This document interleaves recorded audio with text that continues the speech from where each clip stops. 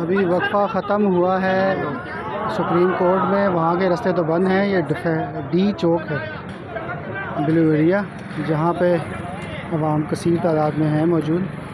तो बयानात भी उलमाए किराम के जारी हैं।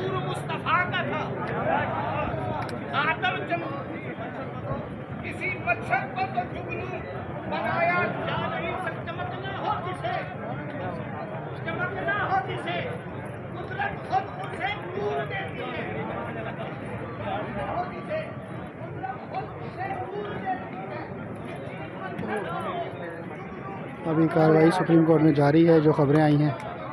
तो अभी तक कोई रिपोर्ट नहीं आई फ़ाइनल।